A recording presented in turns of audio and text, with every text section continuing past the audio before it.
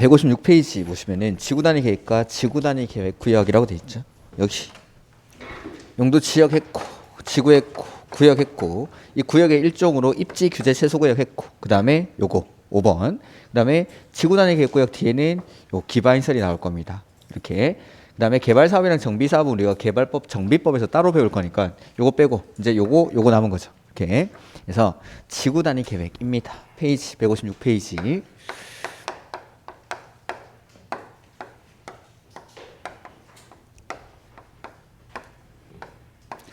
자, 의의를 먼저 한번 읽어보면은 지구단위 계획 1안 가로 1번에 도시군 계획 수립 대상 지역 쭉 밑줄 하시고 안의 일부 동그라미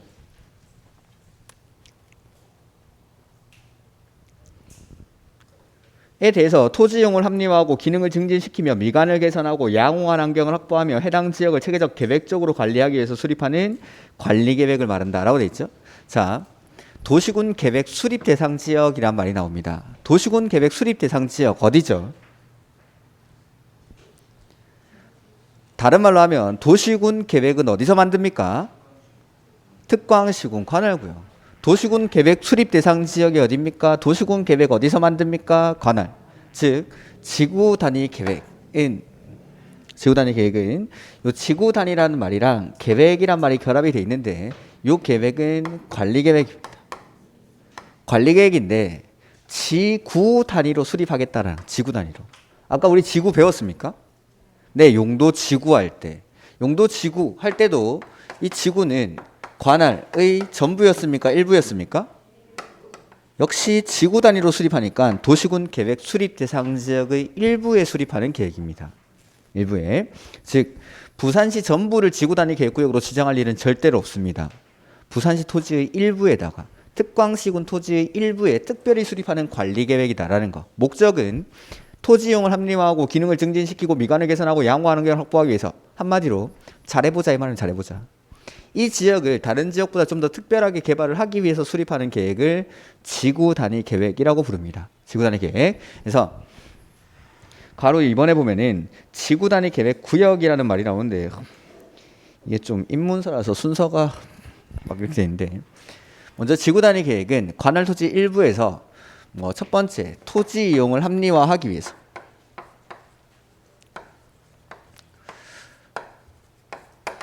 지정을 합니다. 지구 단위 계획 구역이라는 걸 지정을 하는데 자 토지 이용을 합리화한다라고 했죠. 한마디로 이 지역을 다른 지역과는 좀 달리 좀 특별하게 개발하자라는 겁니다. 특별하게 합리화의 가능성이 큰 곳은 이미 개발이 끝난 곳일까요? 개발이 이제 막 시작되는 곳일까요? 시작되는 곳입니다. 자, 여기 사거리가 있는데 여기는 주택, 아파트 단지가 있고 그다음에 여기 상가다든지 마트 같은 게 있고 그다음에 여기는 도서관 여기는 뭐가 있다라고 해보죠. 이렇게 자 이렇게 사거리 주변이 개발이 되어서 이미 토지가 이용되고 있습니다. 내 마음에는 별로 안 들 수도 있겠죠. 평생 안 가는 도서관 이런 거 왜 만든 거야 하면서 여기다가 영화관이나 만들지 라고 생각할 수도 있는 겁니다. 근데 내 마음에 100% 든다라고 그게 합리적으로 이용되는 건 아니죠.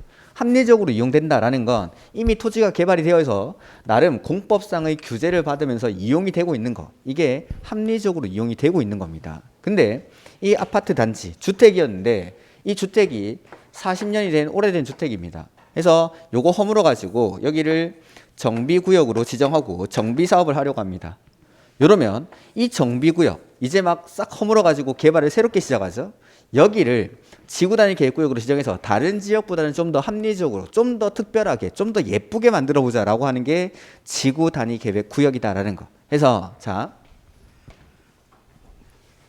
지구단위 계획구역은 먼저 지정을 해야 되는데 원칙 개발이 이제 막 시작되는 곳들입니다. 이 개발이 시작되는 곳들의 전부를 지정할 수도 있고 일부를 지정할 수도 있습니다. 원칙은 할 수 있다. 임의적이다라는 거. 임의적이다라는 거. 자, 보면은 가로 2번은 조금 이따 보도록 하고 157페이지 지구단위 계획 구역의 지정 대상이라고 돼 있죠. 거기 맨 위에 칸에 임의적 지정이라고 돼 있죠. 그러니까 원칙은 할 수 있다라는 거. 할 수 있다라는 거. 그래서 이러한 지역들 옆에 보면은 1번 용도 지구는 잠깐 놔두시고 2번부터 도시개발구역, 도시개발구역, 정비구역, 택지개발지구, 대중사업지구, 산업단지, 순산업단지, 관광단지, 관광특구 등등등 외우는 거 아니다 그 말입니다. 한마디로 말하면 개발이 시작되는 곳입니다. 도시개발구역, 정비구역, 택지개발지구, 대지조정사업지구, 산업단지와 준산업단지, 관광단지와 관광특구 등등등 여기가 싹 다 개발을 하는 곳입니다. 이러한 지역의 전부를 지정할 수도 있습니다. 근데 일부만을 지정할 수도 있다라는 거. 토지 이용을 합리화하기 위해서. 여기는 자, 지구 단위 계획은 도시군 계획 수립 대상 지역의 뭐라고 했죠? 일부에 수립하는 겁니다. 근데 여기는 전부나 일부라는 말이 나오죠? 그래서 헷갈리라고 이걸 전부로 바꾸고 이걸 전부 또는 일부로 바꿉니다. 시험에 무지하게 내는 거 무지하게. 지구 단위 계획은 지구 단위로 만드니까 도시군 계획 수립 대상 지역의 일부에다가 수립하는 계획입니다. 무슨 말인지 보죠. 여기 부산이 있습니다. 부산의 입장에서 보면 이 지구 단위 계획구역은 전부일까요? 일부일까요? 특광시 군의 일부. 부산시 전부를 지구 단위 계획구역으로 지정할 일은 없습니다. 부산시의 일부에다가 지정을 합니다. 일부에다가. 요걸 전부 또는 일부 이렇게 바꿔낸다라는 겁니다. 아니고 무조건 일부. 왜냐하면 지구 단위로 수립하니까. 지구 단위로. 이걸 계속 냅니다. 계속. 왜 계속 낼까요? 계속 틀리니까. 계속. 더 이상 이거보다 더 어렵게 낼 필요성을 못 느끼는 겁니다. 이렇게만 내줘도 계속 틀려주니까. 이렇게. 이거. 지구 단위 계획은 도시군 계획 수립 대상 지역의 일부. 여기입니다. 일부. 이 여기가 어디냐면 개발이 시작되는 곳들입니다. 개발이 이미 끝난 곳이 아니라 이제 막 개발 행위들이 일어나는 곳입니다. 도시개발구역, 정비구역, 택지개발지구, 대지조정사업지구, 산업단지, 준산업단지, 관광단지와 관광특구 그 밑에 보면은 개발제한구역, 시가와 조정구역, 도시자연공원구역이나 공원에서 뭐가 되죠? 안 보고 있죠. 쓴다고 바쁘죠. 지금 그 쓸 필요 없다니까. 8번에 개발제한구역, 시가와 조정구역, 도시자연공원구역, 공원에서 뭐 됩니까? 개발 제한 구역은 개발이 안 되는 곳이죠. 이게 해제가 되면은 이제 개발 행위가 시작된다라는 겁니다. 그 뒤에 자, 도시 지역을 세분해 보면 어떻게 세분되죠? 도시 지역은 주상공록, 주거지역, 상업지역, 공업지역, 녹지지역으로 세분하죠. 그 중에 가장 개발이 안 되는 곳이 어딜까요? 녹지지역에서 용도지역이 바뀝니다. 주거지역, 상업지역, 공업지역으로. 개발이 안 되는 용도지역에서 개발이 되는 주거지역, 상업지역, 공업지역으로 바뀐다 이 말이 개발하겠다 그 말인 거죠. 이러한 지역은 전부를 지정해도 됩니까? 네. 일부를 지정해도 됩니까? 정리해보죠. 자, 지구단위 계획이란 부산시, 특광시군의 입장에서는 무조건 일부에만. 그 일부가 어디냐면 여기. 도시개발구역, 정비구역, 택지개발지구, 대지중사업지구입니다. 이러한 택지개발지구, 정비구역. 자, 여기를 정비구역이라고 해보죠. 재개발 사업이나 재건축 사업을 합니다. 이 재개발 구역 전부를 지구 단위 계획구역으로 지정해도 됩니까? 네. 일부만 해도 됩니까? 네. 이 정비구역은 전부도 되고 일부도 된다는 거. 요만큼만 지정할 수도 있다는 거. 요게 지구 단위 계획구역의 지정입니다. 원칙은 개발이 시작되는 곳들의 전부나 일부를 지정할 수 있다는 게 원칙. 이거 외우는 거 아니라고 했습니다. 그냥 한마디로 개발되는 곳들입니다. 개발되는 곳들. 그러니까 자, 방금 말씀드렸던 특정한 지역, 지구 단지, 뭐 도시개발구역, 정비구역, 택지개발지구, 대지조정사업지구 이런 게 나오면은 그 뒤에는 전부가 나와도 되고 일부가 나와도 됩니다. 근데 앞에 도시군 계획 수립 대상 지역이란 말이 나오면 무조건 일부만. 여기는 전부 절대 안 됩니다. 지구 단위로 만드는 계획이라서. 지구 단위로. 그래서 괄호 1번에 도시군 계획 수립 대상 지역 안의 일부라고 돼 있죠? 거기는 일부만. 근데 방금 봤던 157페이지. 임의적 지정 대상은 이러한 지역들의 전부나 일부를 지정할 수 있다는 거. 한마디로 말하면 개발하는 곳들. 그래서 거기 맨 밑에 연필 표시 보입니까? 개발 제한 구역은 개발이 되는 곳입니까? 안 되는 곳입니까? 그래서 지정이 안 된다는 거예요. 개발 제한 구역에서 해제되는 곳을 지정하는 겁니다. 네, 마찬가지로 뭐 개발 밀도 관리구역 이런 것들 나오는데 그건 됐고. 그래서 개발 제한 구역과 같이 개발이 안 되는 곳이 아니라 이제 막 개발 행위들이 일어나는 곳들. 이러한 곳들을 좀 더 합리적으로 다른 지역보다는 좀 더 특별하게 개발하기 위해서 수립하는 관리 계획을 지구 단위 계획 이렇게 부릅니다. 지구 단위 계획. 그다음 외워야 되는 건 그 밑에 필수적 지정. 이걸 외울 겁니다. 외우는 건 다음에 하죠. 오케이.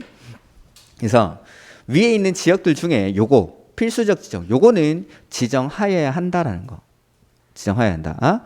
그래서 이러한 지역에다가 지구 단위 계획구역을 지정을 합니다. 그 다음, 그 밑에.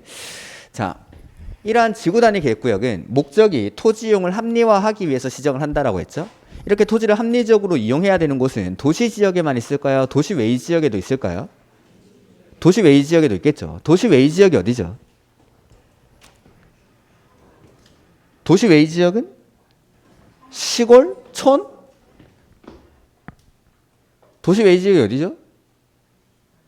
그렇죠. 그거. 도시, 자, 용도 지역을 크게 4개로 구분하면 4가지 용도가 뭐죠? 도시 지역. 4개로 구분하면 도시 지역. 도시 지역을 세분하면 주상공로. 4가지는 도시 지역, 관리 지역, 농림 지역, 자연환경 보전 지역. 이렇게 구분하죠. 도시 외의 지역이라고 하면 시골, 촌 아닙니다. 도시 외의 지역은 관리, 농림, 자연환경 보전 지역입니다. 자, 관리 지역을 세분해 보죠. 어떻게 세분되죠? 보전, 생산, 계획 관리. 자, 1번, 2번, 3번, 4번, 5번. 지구 단위 계획은 개발이 시작되는 곳에다가 지정한다라고 했습니다. 그러면은 얘네들 중에서 가장 개발 가능성이 높은 곳 어디죠? 5번? 자연환경 보전지역? 그래서 거기 도시 외의 지역에 보면은 동그라미 1번에 계획관리지역 동그라미 1번에 동그라미 1번 가기 전에 도시 외의 지역의 지정 요건 나오죠? 거기 첫 번째 보면은 계획관리지역이라고 나오죠. 이런 것들을 외우는 게 아니라는 겁니다. 외우는 게. 개발이 시작되는 곳이 하니까 개발 가능성이 가장 높은 계획관리지역을 지정할 수 있습니다. 지구 단위 계획구역으로. 그래서 거기 보면은 계획관리지역이고 가로 안에 보면 이 계획관리지역이 50% 이상이어야 한다라는 거. 그래서 계획관리지역이 50% 이상이고 나머지 용도지역 지정 요건이 쭉 나오는데 그거는 다음에 보겠습니다. 그래서 자 여기까지가 지정에 관한 내용입니다. 지정.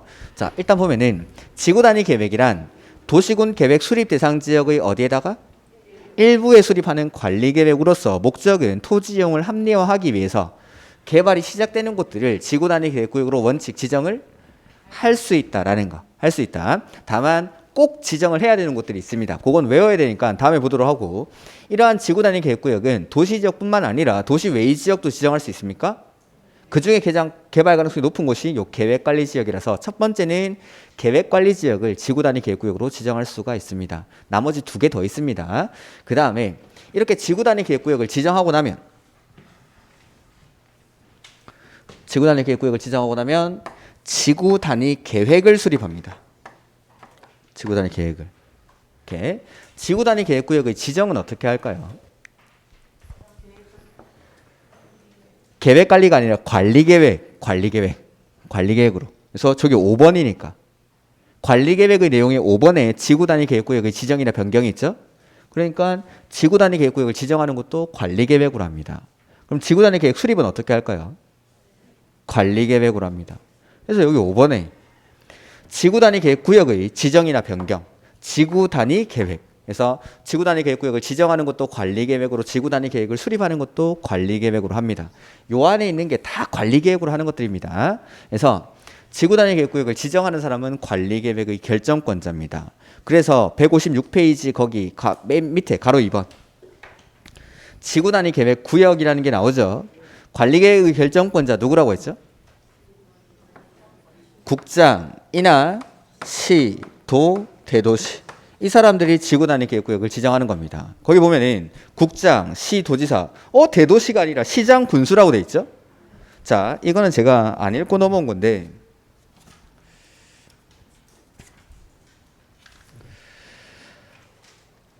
거기 149페이지 한번 가볼까요? 149.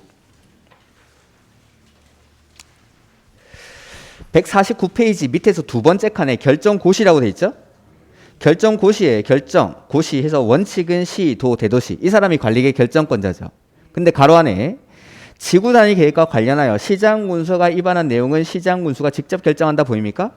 그겁니다. 여기 시장 군수가 5번 요걸 위반했습니다. 지구 단위 계획구역의 지정이나 변경, 지구 단위 계획에 대해서 시장 군수가 위반을 했죠.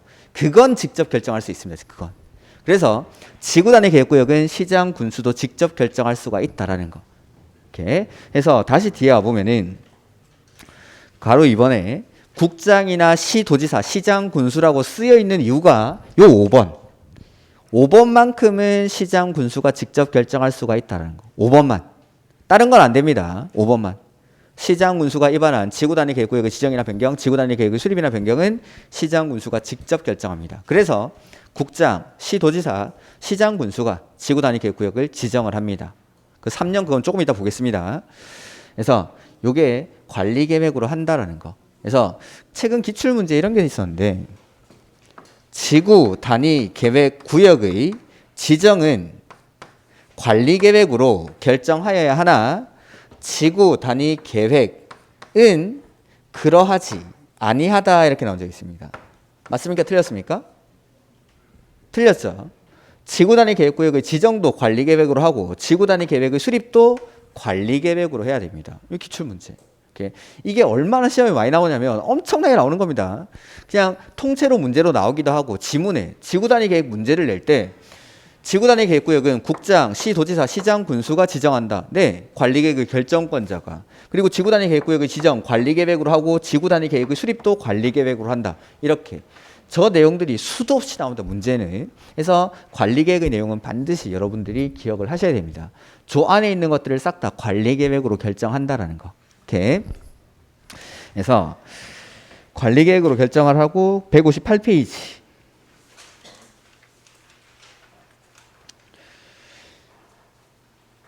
계획관리지역 말고 두 개가 더 있다고 했죠. 도시지역, 외지역이. 그 밑에 두 개가 더 있습니다. 그거 다음에 보도록 하고 가로 3번에 지구 단위 계획의 내용이라고 돼 있죠.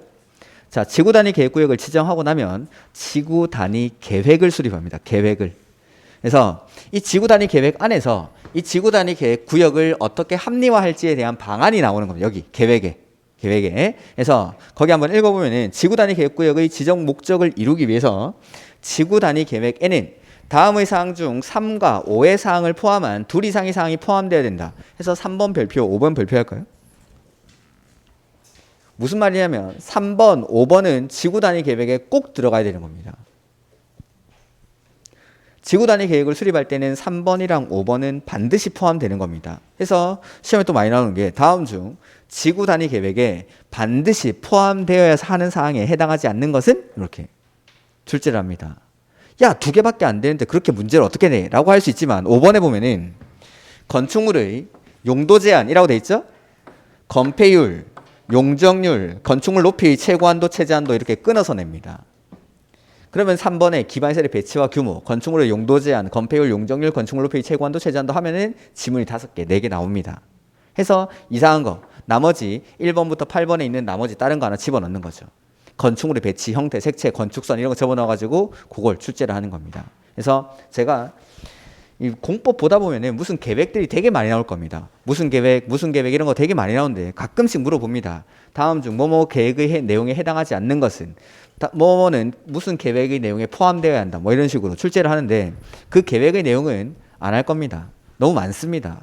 근데 계획들 중에서 4가지는 무조건 외울 겁니다. 4가지는 첫 번째가 이거. 관리 계획의 내용. 두 번째가 이거. 지구 단위 계획의 내용은 시험에 출제가 됩니다. 근데 오늘은 요런 게 있다라는 것 정도만. 그러니까 지구 단위 계획의 내용에 보면은 뭐 요런 것들 8번까지 있죠. 요걸 나중에 외울 겁니다. 근데 그 중에 3번이랑 5번은 반드시 들어가는 거. 기반 시설의 배치와 규모, 그 다음에 건축물의 용도 제한, 건폐율, 용적률, 건축물 높이의 최고한도, 최저한도. 요것들은 반드시 포함돼야 됩니다.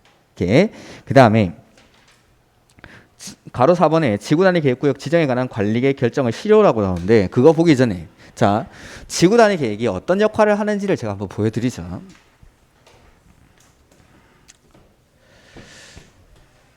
일반적인 상업지역입니다. 뭐 서명과 같은 요런데 가보니까 건물들이 이렇게 있는 거죠. 이런 일반적인 건물들이 있고 1층에 가보면은 엘리베이터를 타는데 그 엘리베이터에 각 층별로 뭐가 있는지 나오죠? 1층에 겹빛집, 2층에 음식점, 3층에 음식점, 4층에 PC방, 5층에 노래방, 6층에 술집 막 이런 것들 쭉쭉쭉 건물들이 엘리베이터의 안내 표지판만 봐도 너무 복잡합니다. 이런 데입니다. 이런 데. 일반적인 상업지역. 근데 지구 단위 계획구역을 지정해서 상업지역을 만든다라고 해보죠. 지구 단위 계획으로. 여기는 거기 지구 단위 계획의 내용에 6번에 보면은 건축물의 형태라고 돼 있습니까? 계획으로 건물의 형태, 모양을 규제를 합니다. 우리 동네는 이런 네모난 건물 절대로 짓지 마라고 하는 거죠. 그러면 여기는 되게 특이한 형태의 건물들이 들어서는 겁니다. 해서 뭐 저 카타르 이런 데 있는 이런 모양의 건물도 들어올 수 있고 원통형으로 생긴 건물도 들어올 수 있고 그 다음에 어디 가니까 성냥갑 3개 쌓아놓은 이런 모양으로 건물을 지을 수도 있다라는 겁니다. 되게 특이한 형태의 건물들, 보기만 해도 되게 멋진 그런 건물들이 들어오는 겁니다. 그 다음에 이런 지역은 뭐 차 없는 거리 같은 걸 조성을 해가지고 보행자 통로를 다른 지역보다 더 넓게 만듭니다. 해서 중간중간에 벤치 같은 거 놔두고 여기 앉아 쉴 수 있도록 하고 뭐 분수대 같은 것도 만들어 놓고 이렇게 하는데 그다음에 가로등도 일반적인 가로등이 아니라 그 꽃망울 모양 이런 이쁜 가로등 이런 거 설치해 놓는 겁니다. 해가지고 이렇게 만듭니다. 그다음에 6번에 보면은 건축물의 배치, 형태, 색채라고 되어 있습니까? 지구 단위 계획으로 우리 동네는 빨간 페인트, 빨간 벽돌 절대 쓰면 안 돼라고 하는 겁니다. 그럼 여기는 빨간 페인트, 빨간 벽돌로 외장을 칠하면 거기 사용 승인을 못 받습니다. 다시 칠해야 됩니다. 심한 데는 창문 틀 모양 이런 것들도 규제를 합니다. 우리 동네는 아치 모양으로 창문 틀을 만들어 했는데 네모난 창문 안 넣는 거죠. 다 뜯어내고 공사 새로 해야 됩니다. 이거 사용 승인을 못 받습니다. 이런 것들은. 해서 이런 식으로 상당히 많은 규제를 하는 겁니다. 그래야 토지를 합리적으로 이용할 수 있으니까. 이렇게 많은 규제를 하다 보니까 여기 1층에 들어가면 막 복잡한 거죠. 막 복잡한데 여기는 되게 정돈된 형태입니다. 그리고 거기 그 5번에 건축물의 용도 제한이라고 돼 있죠. 건물의 용도를 규제를 합니다. 우리 동네는 PC방, 노래방 이런 거 못 지어 라고 하면은 못 들어옵니다. 여기는. 이런 식으로 건물의 용도라든지 형태, 색채 같은 것들 내지는 기반 시설 같은 것들을 싹 다 규제를 하는 거죠. 그러니까 이런 지역보다는 훨씬 더 폼나는 지역으로 바뀌는 되게 정돈이 되어 있고 합리적으로 미관이 개선되고 양호한 환경이 확보가 된다라는 겁니다. 토지를 합리적으로 이용하다 보니까 여러분한테 100만 원 주면서 내일 없어지니까 이거 오늘 무조건 쓰랍니다. A 동네, B 동네 어디 가서 쓰겠습니까? B 동네 여기가 폼이 나는 거죠. 그래서 돈 쓴 티를 내려고 여기 동네 가가지고 뭐 하죠? 사진 찍죠. 사진. 여기 이런데 테라스 같은데 앉아가지고 고기 시켜놓고 와인 한 잔 시켜놓고 이 뒷건물 이거 뒷건물도 되게 멋있는 겁니다. 이 뒷건물을 배경으로 해서 사진을 한번 딱 찍는 거죠. 그리고 카톡 프로필 사진이나 인스타그램 이런 데 올리는 겁니다. 그리고 이제 그 밑에 쓰죠. 샵 야경 샵 엄지척 이런 데입니다. 이런 데. 이런 데가 지구 단위 계획. 훨씬 더 합리적으로 이용하다 보니까 기능이 증진이 되고 미관 훨씬 더 보기가 좋다라는 거. 이런 데가 지구 단위 계획고요. 엄청난 규제를 합니다. 엄청난 규제를. 대신에 이제 우리는 배운 사람이니까 하나 더 쓰죠. 샵 지구 단위 계획 이렇게. 이렇게. 그런 데입니다. 그런 데. 폼 나는 데. 해서 요런 데 좀 정돈된 모습으로 그러니까 신도시 같은 데 상업지역 가보면은 간판 형태라든지 크기가 되게 통일되어 있습니다. 그런 것들을 다 규제를 하는 겁니다. 이런 데서. 이렇게. 그러니까 우리 여기 상업지역 내려가 보면은 막 엉망진창이죠. 근데 신도시 같은 데 상업지역 가보면 건물에 간판도 딱 일정한 곳에 모여서 딱 설치가 되어 있고 크기라든지 폰트까지도 색깔까지도 다 규제를 합니다. 그런 것들. 그런 지역이라고 생각하시면 됩니다. 그런 데가 지구 단위 계획 구역이다라는 거. 이렇게. 그 다음에 가로 4번에 지구 단위 계획구역의 지정에 관한 관리계획 결정의 실효 등 이렇게 나오죠. 제가 아까 실효나 해제라는 말이 나오면 무조건 따라 나와야 되는 말이 있다고 하는데 네, 다음 또 나올 겁니다. 그래서 동그라미 1번에 실효 사유라고 돼 있는데 지구 단위 계획의 미결정 미고시라고 돼 있죠. 즉 계획을 안 만들었다 그 말입니다. 여기 보니까 지구 단위 계획구역을 지정하고 나면 계획을 수립해야 된다라고 했죠. 근데 이 계획을 안 만들었을 때입니다. 계획을 안 만들었을 때 언제 만드냐면 3년 안에 만들어야 됩니다. 그래서 지구 단위 계획구역의 지정에 관한 관리계획 결정 고실로부터 즉 지정되고 나서 이 말이죠. 지정을 관리계획으로 한다라고 했으니까 지정에 관한 관리계획 결정의 고실로부터 3년 이내에 지구 단위 계획구역에 관한 거기 지구 단위 계획이 결정 고시되지 아니하면, 즉 지정되고 나서 3년 안에 계획 안 만들면 그 말입니다. 그러니까 이런 것들 우리가 수업할 때는 지정되고 나서 3년 안에 계획 수립해야 됩니다 라고 하지만 시험에는 이 문장이 이렇게 나오는 겁니다. 그러면 그걸 알아들을 수가 있어야겠죠. 지구 단위 계획구역의 지정에 관한 관리계획 결정 고실로부터 그 지구 단위 계획구역에 대한 지구 단위 계획이 결정 고시되지 아니하면 3년 동그라미 하시고 다음날 미출. 지구 단위 계획구역의 지정에 관한 관리계획 결정의 효력이 상실된다. 이거 없애겠다. 이 지정된 거. 이거.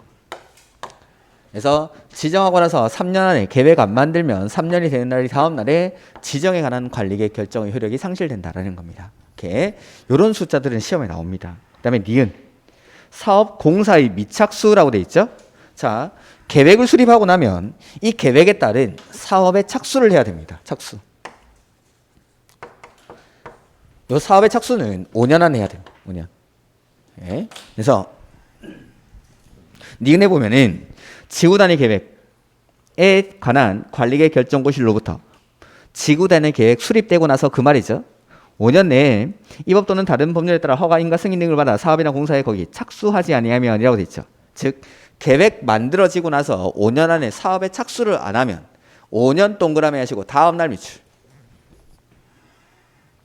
5년이 된 날의 다음 날에 요거 계획에 관한 관리계획 결정의 효력이 상실된다는 거. 계획. 가로 안에 그 말이 중요한 건데 아직 우리가 주민의 입안 제한을 안 배웠으니까 그건 제가 다음에 기본서에다가 밑줄 쳐드리겠습니다. 이렇게.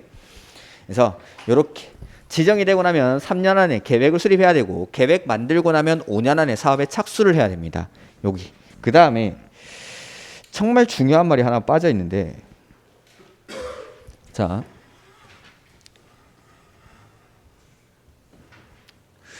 이거는 기본서 가면 다 적혀 있을 테니까 들어만 놓으십시오.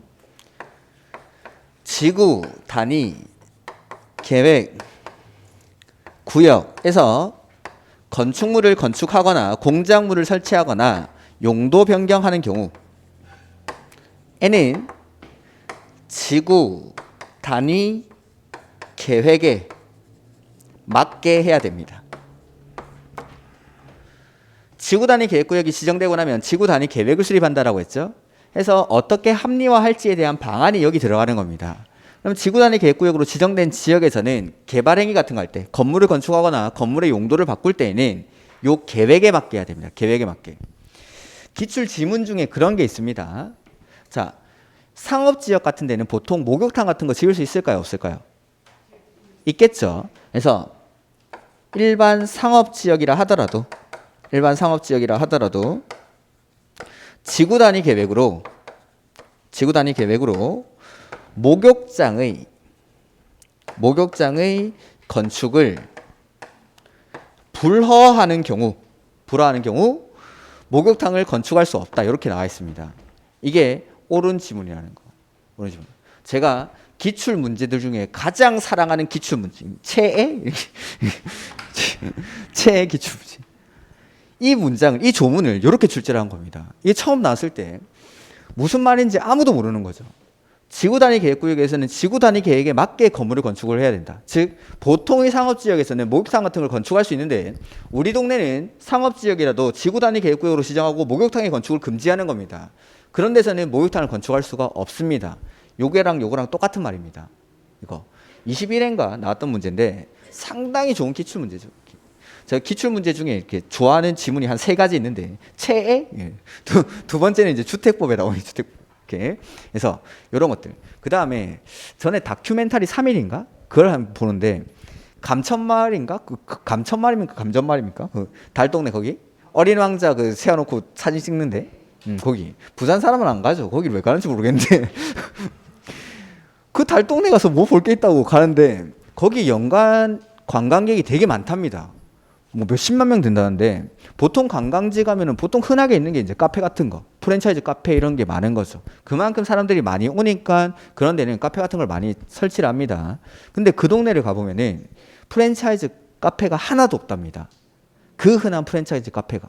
지금은 어떻게 되는지 모르겠는데 그 당시 취재할 때는 그래서 거기가 달동네죠. 아무래도 이제 어르신들이 많이 살고 계시겠죠. 거기는 관광지다 보니까 기념품 같은 거 팝니다. 음식점도 있고 카페 같은 것도 있는데 그런 카페라든지 기념품점을 마을 청년 운영위원회, 마을 운영위원회에서 운영을 합니다. 그리고 그 운영위원회에서 나온 수익금으로 어르신들의 공동 세탁장 같은 것들, 어르신들 그 이불 빨래 같은 거 하기 힘드니까 대형 세탁기 같은 거 사가지고 어르신들 빨래 수거해가지고 여기서 빨래해주고 돌려드리고 이런 것들을 하는데 쓰인다고 합니다. 거기가 지구 단위 계획 구역이었습니다. 그래서 인터뷰를 하는데 그 기자가 물어보는 거죠. 운영위원회한테. 여기는 이렇게 그 관광객이 많은데 왜 프랜차이즈 카페 하나 없냐고 라고 물어보니까 우리가 지구 단위 계획을 수립하면서 뭐 프랜차이즈 음식점이나 카페 같은 것들은 못 들어오게 계획을 수립했다라고 대답을 했습니다. 그때. 예. 그런 게 지구 단위 계획 구역의 역할입니다. 지구 단위 계획으로 금지하면은 원래 지을 수 있는 건물이라도 지을 수 없다라는 거. 지구 단위 계획에 맞게 건축을 해야 된다라는 겁니다. 이렇게 이게 중요한 말이고 시험에도 자주 나오는 겁니다. 여기 없어서 따로 말씀드렸습니다. 그 다음에 지금 우리 입문서에 보면은 개발에 관한 사항이라고 나오죠. 지금 3번 안 했는데 지금 이용이 나왔습니다. 우리는 3번을 하겠습니다. 앞으로 가야 됩니다.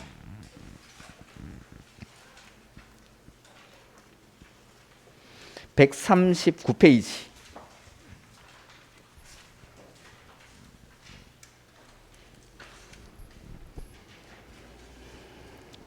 139페이지에 보면은 가로 6번에 기반 시설이라는 게 나오죠. 그 다음에 140페이지 가로 7번에 도시군 계획 시설이라는 게 나오죠. 그 다음에 141페이지에 10번에 도시군 계획 시설 사업이라는 게 나오죠. 그 다음에 11번에 도시군 계획 사업이라는 게 나오죠. 요거 지금부터 정리합니다. 자, 이제 마지막 계획 부분의 마지막 기반 시설입니다. 기반 시설.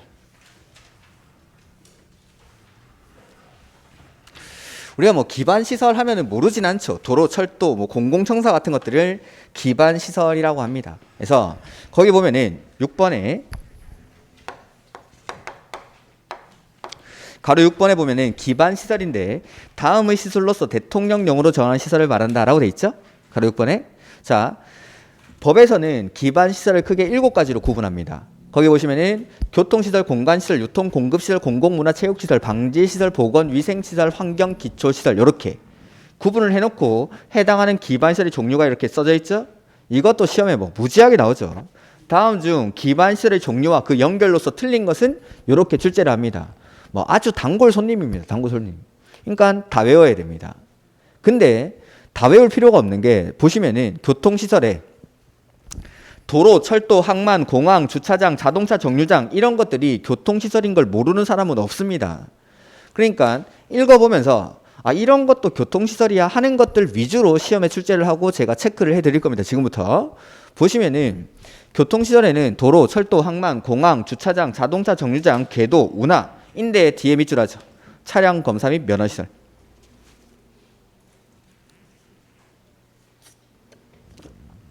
차량 검사 및 면허시설이 교통시설입니다. 그 다음에 공간시설에는 광장, 공원, 녹지, 유원지, 공공공지 따로 체크할 게 없을 것 같습니다. 광장, 공원, 녹지, 유원지, 공공공지 지금 139페이지 보고 있는 거죠? 그 표를. 그 다음에 유통공급시설에 보면은 유통업무설비 그 다음에 수도에 밑줄 하나 할까요? 수도는 당연히 유통공급시설이지만 나중에 조금 이따 하나 비교해 드릴 겁니다. 그 다음에 전기, 가스, 열 공급 설비, 방송통신시설 밑줄. 방송통신시설도 유통공급시설입니다. 그 다음에 공동구라는 건 제가 조금 이따 따로 설명드릴 겁니다. 그 다음에 시장도 기반시설. 시장 밑줄 할까요? 시장? 근데 마트나 백화점 이런 건 기반시설이 아닙니다. 시장은 기반시설. 그 다음에 유류저장 및 송유설비 뭐 이거는 당연하죠. 그 다음에 공공문화체육시설인데 학교, 공공청사, 문화시설 및 공공필요성이 인정되는 체육시설, 연구시설, 사회복지시설, 공공직업훈련시설, 청소년 수련시설 뭐 따로 표시할 건 없는 것 같습니다. 여기는. 그 다음에 방제시설인데 앞에 있는 하천, 유수지, 저수지 요거 놔두고 뒤에 방화설비, 방풍설비, 방수설비, 사방설비, 방조설비 불 막고 바람 막고 물 막고 모래 막고 파도 막고 당연히 방제시설이겠죠? 시험에 안 나옵니다. 앞에 3가지 밑줄.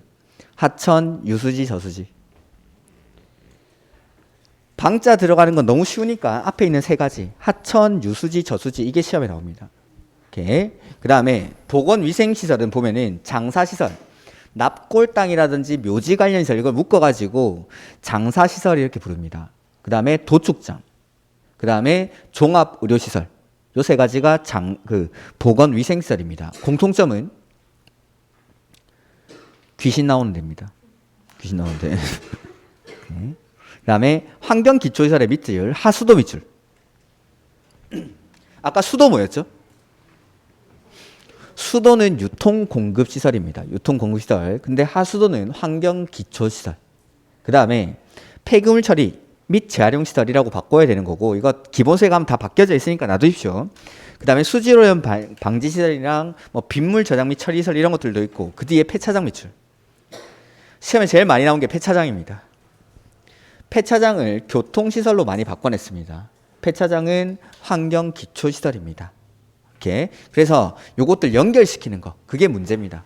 연결시키는 거 상당히 자주 출제가 되는 부분이고, 밑에 참고돼 있죠? 그거는 다음에 보겠습니다. 됐고. 이런 것들을 기반시설이라고 한다는 기반시설. 기반시설. 그 다음 가로 7번에 도시군 계획시설이라는 게 나오죠. 자, 도시군 계획시설이란 기반시설 중 관리계획으로 결정된 시설을 말한다라고 되어 있습니다. 자, 한번 보면은 방금 우리가 기반시설을 봤습니다. 기반시설. 얘를 도로로 들어보죠. 도로, 철도, 공공청사 이런 것들을 기반시설이라고 합니다. 근데 이 기반시설이 도시군 계획시설로 바뀝니다. 도시군 계획시설. 그래서 거기 가로 7번에 보면 도시군 계획시설이란 기반시설 중 뭐 되는 거죠? 관리계획으로 결정이 되는, 관리계획으로 결정이 되면 이게 도시군 계획시설로 바뀝니다. 도시군 계획시설로. 자, 똑같은 도로지만 이 도로를 부르는 명칭이 달라진다라는 겁니다. 관리계획으로 결정이 되기 전에는 뭐라 부르죠? 기반시설. 근데 관리계획으로 결정되고 나면 도시군 계획시설 이렇게 부릅니다. 그러면 기반시설이랑 도시군 계획시설은 같은 말입니까? 다른 말입니까? 다른 말입니다. 엄청 다른 말입니다. 무슨 차이가 있죠? 보통 제가 질문을 하면 정답은 칠판에 써져 있었죠. 관리계획 결정을 통해서 구체화한다라고 했죠. 관리계획으로 결정이 된다라는 건 구체화가 된다라는 겁니다. 무슨 말인지 한번 보죠. 자, 2030년경이 되면 부산시의 인구가 엄청나게 증가할 것으로 예상이 됩니다. 뭐 그럴 일은 없겠지만, 그래서 지금 현재에서 향후 10년, 20년 후를 내다보고 기본계획 같은 걸 수립하는 거죠. 그리고 우리가 예상한 대로 인구가 많이 증가한다면 여기서부터 여기까지 도로를 확충을 해야 됩니다라는 계획을 수립합니다. 요때 요 도시군 기본계획에 있는 이 도로를 부르는 명칭이 기반시설입니다. 기반시설. 아직 구체화가 되기 전이니까. 근데 실제로 2030년이 되니까 우리가 예상한 만큼 인구가 증가를 해서 도로를 확충을 해야 됩니다. 그러기 위해서, 도로를 설치하기 위해서는 요거 관리계획으로 결정을 해야 된다라는 거. 그러니까 여기 기반시설을 설치하려면 관리계획 결정이 필요하죠. 관리계획으로 결정을 하는 겁니다. 관리계획은 입안, 결정, 고시라는 절차를 거친다라고 했죠. 그 다음에 관리계획으로 결정된 사항에 대해서는 뭘 작성하는데, 기억이 안 나시겠죠? 지형 도면이라는 걸 작성합니다. 그래서 관리계획 결정의 효력이 언제 발생한다고 했죠? 지형 도면을 고시한 날에. 그러니까 관리계획으로 결정된 사항을 지적이 표시된 지도 위에다가 표시를 합니다. 그래서 2030년경에 인구가 증가하면 도로를 확충하자라고 계획을 수립했는데, 실제 2030년에 대해서 인구가 증가하고 도로를 설치하려면 관리계획으로 결정을 해야 된다라는 거. 그래서 여기서부터 여기까지 도로를 이렇게 설치하자라고 지도 위에 표시하는 거죠.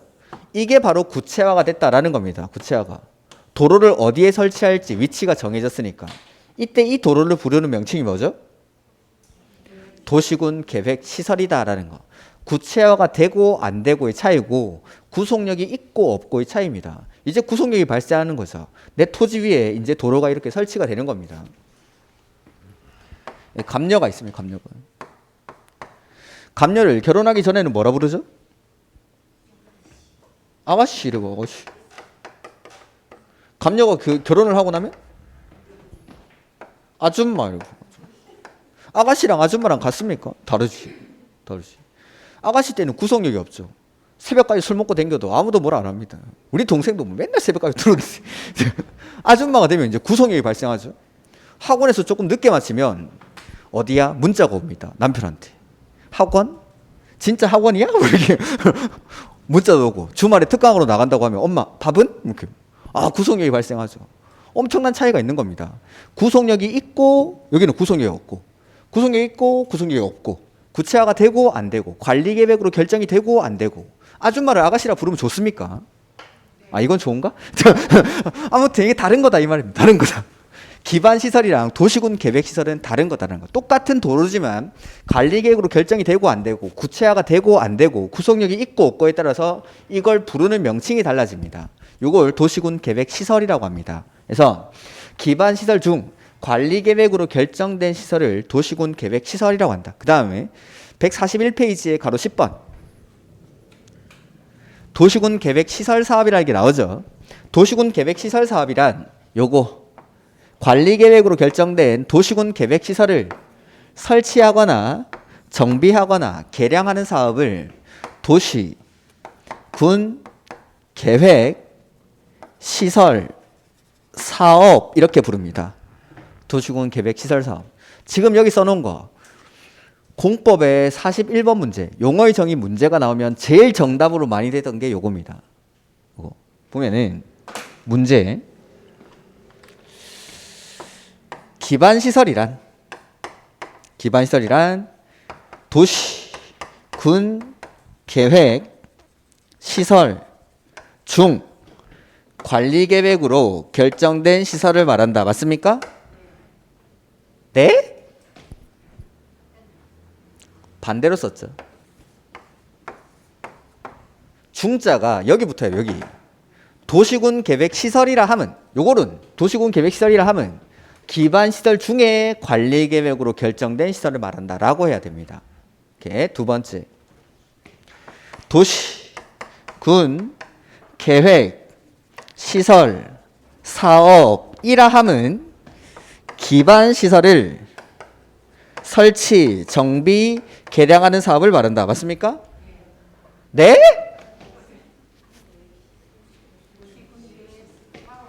기반 시설을 설치하는 게 아니라 요거 도시군 계획 시설을 설치, 정비, 개량하는 사업을 말한다. 짜증 나시겠지만 어쩔 수 없습니다. 이런 게 법입니다. 이런 게 용어를 정확하게 쓰는 거.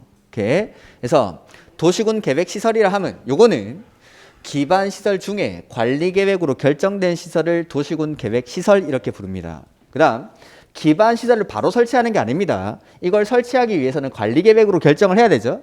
해서 관리 계획으로 결정된 이 도시군 계획 시설을 설치하거나 정비하거나 개량하는 사업을 도시군 계획 시설 사업 이렇게 도시군 계획 시설 사업. 이렇게. 그다음 거기 밑에 가로 11번 도시군 계획 사업이라는 게 나오죠. 도시군 계획 사업은 첫 번째 국계법에 따른 도시군 계획 시설 사업입니다. 두 번째는 도시개발법에 따른 도시개발 사업. 그다음에 세 번째는 도시 및 주거환경 정비법에 따른 정비 사업. 이 세 가지 도시군 계획 시설 사업, 도시개발 사업, 정비 사업 요 세 가지를 묶어서 뭐라 부르는 거죠? 도시 군 계획 사업. 31회였나 30회였나 다음 중 도시군 계획 사업에 해당하는 것을 모두 고른 것은 해가지고 박스에 기읍 도시군 계획 시설 사업, 니은 도시개발 사업, 디귿 도시 및 주거환경 정비 사업 이렇게 정비 사업 해가지고 5번에 기읍 니은 디귿 정답이었습니다. 수시로 시험에 나와요. 수시로. 이렇게 용어의 정의에서 이 용어들이 헷갈려 버리면은 계속 헷갈립니다. 자, 처음에 우리가 표에서 봤던 것들 그걸 기반시설이라고 부릅니다. 도로, 항만 같은 것들을 기반시설이라고 하는데 이게 관리계획으로 결정이 되는 거죠. 그럼 이제 뭘로 바뀌죠? 도시군 계획시설. 따라하십시오. 가만히 있지 말고 계속 뱉어봐야 입에 붙습니다. 기반시설이 관리계획으로 결정이 되면 도시군 계획시설. 그리고 이 도시군 계획시설을 기반시설이 아닙니다. 도시군 계획시설을 설치하거나 정비하거나 개량하는 사업을 도시군 계획시설 사업이라고. 시설 사업. 그 다음에 이 시설 사업과 개발 사업, 정비 사업 이 세 가지를 묶어서 뭐라고 하죠? 도시군 계획 사업이라고. 도시군 계획 사업. 이렇게. 그래서 기반 시설이 관리 계획으로 결정이 되면 도시군 계획 시설. 그 도시군 계획 시설을 설치하거나 정비하거나 개량하는 사업을 도시군 계획 시설 사업. 그리고 시설 사업과 개발 사업, 정비 사업 요 세 가지를 묶어서 도시군 계획 사업 이렇게 도시군 계획 사업. 이렇게. 그래서 이런 것들도 시험에 자주 나오는 용어의 정의고 보면은 이 도시개발 사업을 하는 절차에 관해서 다룬 법률이 도시개발법이죠. 그다음에 정비 사업을 하는 절차가 정비법입니다. 각각 6문제씩 출제가 되죠. 도시군 계획 시설 사업 이거 한 문제. 그다음에 나중에 매수 청구권이라는 거 제도가 나올 건데 그것도 한 문제. 한 15문제 정도의 출발점이 여기입니다. 여기. 그럼 요걸 헷갈려 버리면은 뭐 뒤에는 계속 헷갈리는 겁니다. 그리고 시설 사업, 개발 사업, 정비 사업 요 세 개를 묶어서 도시군 계획 사업이라고 하죠. 그럼 이 세 가지 사업을 하는 절차는 비슷할까요? 완전 다를까요? 왜냐하면 시설 사업, 도시군 계획 사업이니까 셋 다 똑같이 합니다. 똑같이. 그럼 국계법에서 우리가 이 도시군 계획 시설 사업을 하는 절차를 배울 겁니다. 도시군 계획 시설 사업을 하는 절차를 배웠다라는 건 개발 사업, 정비 사업을 하는 절차도 우리 다 배웠다 이 말입니다. 시설 사업이랑 똑같이 하니까. 자, 도시개발법은 이 도시개발 사업을 하는 절차에 관해서 다룬 법률입니다. 즉, 개발 사업을 하는 절차가 바로 개발법의 목차입니다. 목차. 정비 사업을 하는 절차에 관해서 다룬 법률이 정비법입니다. 그러면 정비 사업을 하는 절차가 바로 정비 사업의 목차, 정비법의 목차가 됩니다. 시설 사업을 배우고 나면 우리는 개발법, 정비법을 다 알고 있는 겁니다. 어차피 똑같이 하니까. 그래서 국계법을 강조 드리는 겁니다. 계속 제가 개발법이나 정비법 수업할 때 국계법의 내용을 가져다 와서 쓸 겁니다. 그래서 일단은 국계법 위주로 공부를 해주시면 됩니다. 국계법 위주로 이 세 가지를 묶어서 도시군 계획 사업이다 한다. 도시군 계획 사업. 왜냐면 다음 주에는 이제 기본서를 가지고 수업을 할 거니까 이 시설 사업의 절차가 아마 기본서에는 나와 있을 겁니다. 책 덮지 마시고 그 다음에 140페이지 가로 8번 광역시설이라는 게 나오죠. 광역시설. 제가 광역 나오면 다 뭐라고 했죠? 둘 이상입니다. 둘 이상. 그래서 기반시설 등 광역적인 정비체계가 필요한 다음의 시설을 말한다라고 해서 그 파란색 부분에 둘 이상 보입니까? 둘 이상 밑줄 하시고 마지막에 걸쳐있는 시설. 그 밑에 둘 이상 밑줄 하시고 이용하는 시설 밑줄. 그래서 둘 이상의 관할 구역에 걸쳐있거나 이용하는 시설을 요거 광역시설 이렇게 부릅니다. 뭐가 걸쳐있는 시설이고 뭐가 이용하는 시설인지 그걸 구분할 필요는 없습니다. 그런 거 나오면 그냥 틀리십시오. 그래서 둘 이상의 관할 구역에 걸쳐있는 시설이라는 거 좀 길쭉하게 생긴 거. 도로, 철도 이런 거. 그래서 도로, 철도, 운하, 그 다음에 뭐 방송통신시설, 송유설비 이런 것들. 관이죠, 관. 이런 길다란 거. 그 다음에 이용하는 시설이라는 건 사람들이 많이 모이는 겁니다. 공항을 각 관할 구역마다 설치할 수는 없겠죠. 공항, 항만 이런 것들. 이렇게 이런 것들이 이용하는 시설이다라는 거. 구분할 필요는 없습니다. 대신에 자 광역시설이란 둘 이상의 관할 구역에 걸치거나 이용하는 시설입니다. 기반시설 중에서. 그래서 광역시설을 설치할 때는 이 기반시설 설치하는 거랑 똑같이 합니다. 왜냐하면 광역시설도 기반시설이니까. 대신에 둘 이상의 관할 구역에 걸치는 시설이죠. 그래서 예외적으로 이렇게 할 수도 있다라는 규정이 있습니다. 둘 이상일 때는 어떻게 한다고 했죠? 공동으로 협의해서. 그래서 원칙은 이거 설치하는 거랑 똑같이 합니다. 다만 예외적으로 둘 이상이기 때문에 협의회를 구성하거나 협약을 체결해서 설치 관리할 수가 있습니다. 그러니까 제가 공식을 한번 더 보여드린 겁니다. 광역 나오면 둘 이상은 협의. 이렇게. 그래서 원칙은 기반시설의 설치랑 똑같이 하지만 예외적으로 협약을 체결하거나 협의회 등을 구성해서 설치 관리할 수가 있다라는 거. 이거 뭐 기본서 나오면 다 써져 있을 거니까 놔두시고 그 옆에 가로 9번에 공동구라는 게 나오죠. 보면은 전기, 가스, 수도 등의 공급 설비, 통신 시설, 하수도 시설 등 지하 매설물을 공동 수용함으로써 미관 개선, 도로 구조의 보전 및 교통의 원활한 소통을 위해서 지하에 설치하는 시설물을 말한다라고 되어 있습니다. 최근에 이제 전봇대가 많이 없어지고 있죠. 신도시 같은 데 가보면 전봇대가 없죠. 그럼 전기를 무선으로 쏴줍니까? 지하로. 그걸 지중선로라고 합니다. 지중선로. 그러니까 땅 밑에 파보면 수도관, 하수도관, 전기, 통신 뭐 막 묻혀있죠. 그런 것들을 예전에는 개별적으로 매설을 한 겁니다.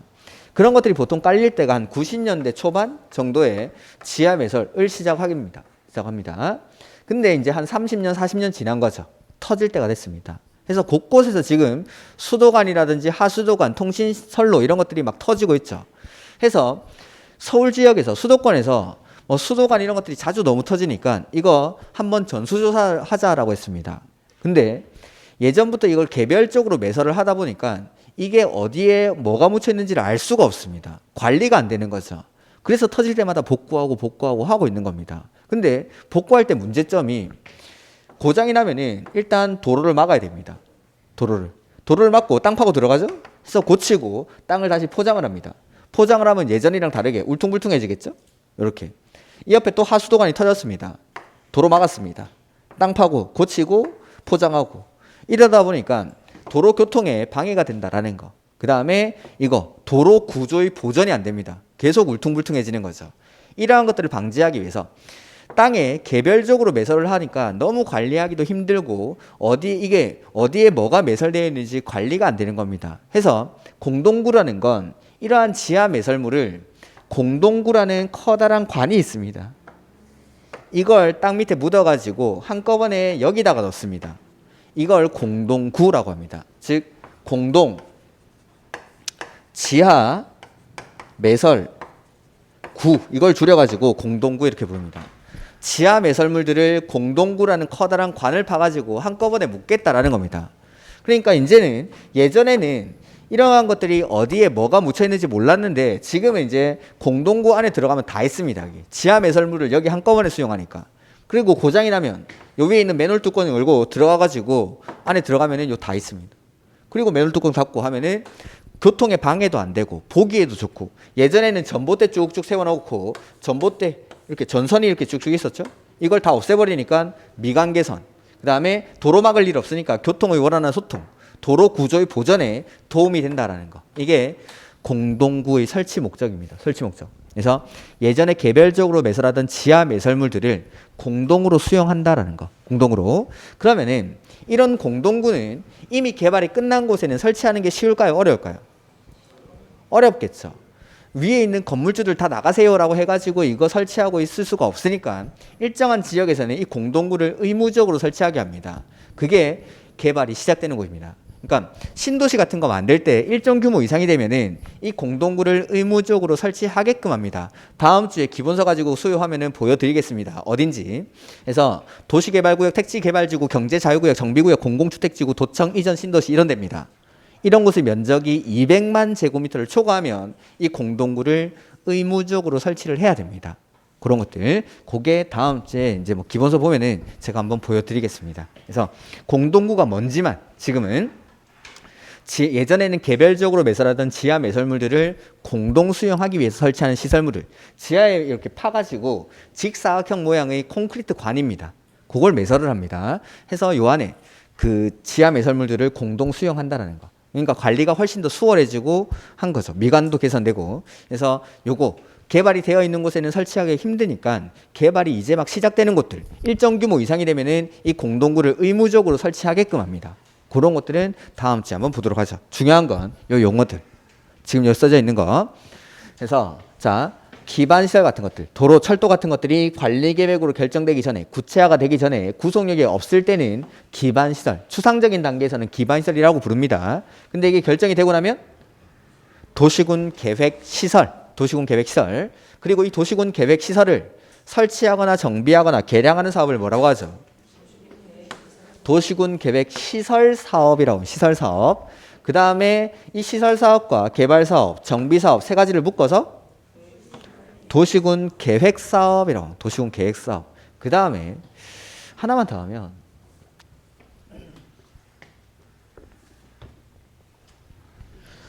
내가 토지를 이렇게 가지고 있습니다. 토지를 가지고 있는데 이쪽으로 도로를 설치하자라고 관리계획이 결정이 됐습니다. 내 땅 중에 이만큼이 도로부지에 편입했죠.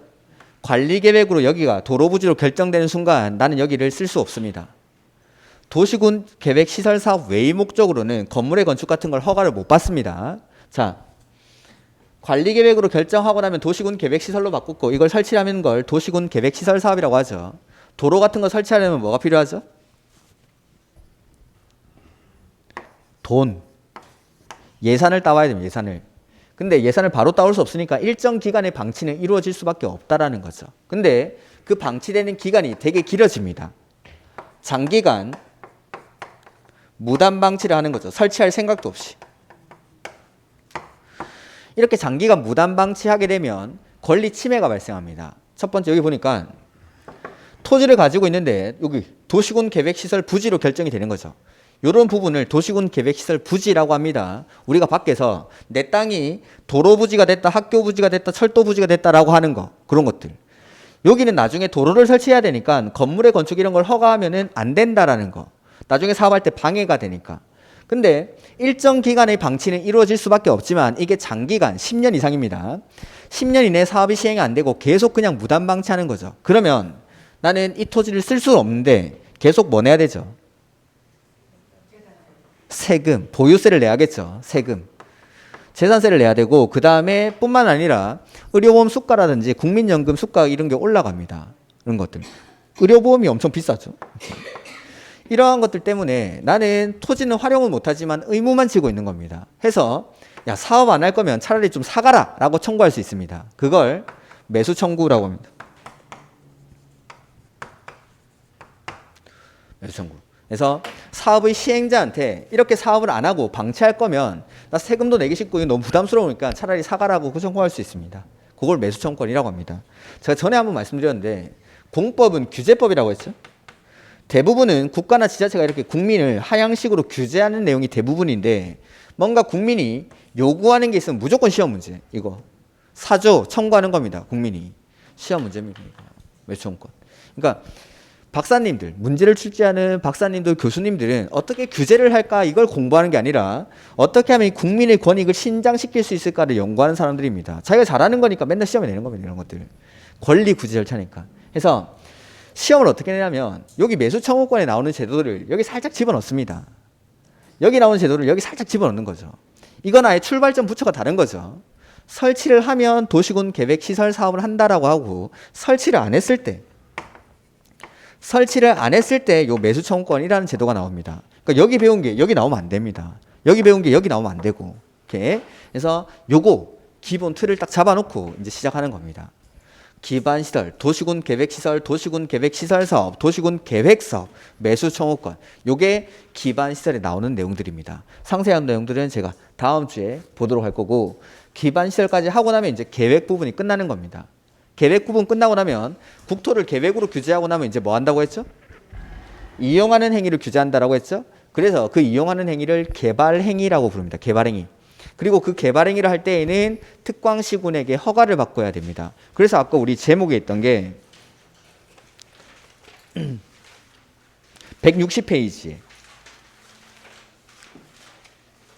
160페이지에 보면 3장에서 개발에 관한 사항이라고 돼 있죠? 그게 바로 이 개발행위 허가 제도다라는 거. 그래서 밑에 표에 보면은 뭐 건축물의 건축, 공작물의 설치, 토지의 형질 변경, 토속 채취, 토지의 분할, 물건을 쌓아놓는 행위 이런 것들 할 때는 허가 받고 해야 됩니다. 그냥 하면 안 됩니다. 이렇게 이런 것들을 개발행위 허가 이런 내용들을 볼 겁니다. 뭐 시간 되면 도시개발법 일부까지도 말씀을 드리도록 하죠. 자, 이게 시설 사업의 절차도가 저 뒤에 있는데 168페이지 한번 가볼까요? 이걸 뒤에 넣어놔가지고. 그래서 뭐 166페이지 거기 기반시설의 종류가 나오죠. 그다음에 뭐 도시군 계획시설이 뭔지 나오고 광역시설 나오고 그다음에 뭐 공동구라고 돼 있는데 뭐 이런 것들 미치겠고 그 뒤에 168페이지 도시군 계획시설 사업의 절차도라는 게 있죠. 이러한 절차에 따라서 도시군 계획시설 사업을 한다. 우리 밖에 나가면 도로공사하고 있죠. 지하철 공사 같은 거 하죠. 그게 바로 도시군 계획시설 사업입니다. 이러한 절차를 거쳐서 사업을 하게 됩니다. 그다음 사업을 안 하고 방치하면은 이거 뭐 청구할 수 있다고 그랬죠? 169페이지에 거기 매수 청구라는 제도가 나오죠. 이런 것들. 그래서 매수 청구는 이게 제도가 탄생하는 데 되는 시대적 배경 같은 게 좀 있습니다. 그런 도입 배경 같은 것들은 제가 다음 주에 한번 설명을 드리도록 하죠. 오케이. 그래서 오늘 여기까지 하고 다음 주에 시설 사업 뭐 매수 청구권 이런 것들 할 거고 다음 주에는 기본서 가지고 오시면 됩니다. 기본서. 자, 오늘 수고 많으셨고 다음 주에 뵙도록 하겠습니다. 수고하셨습니다.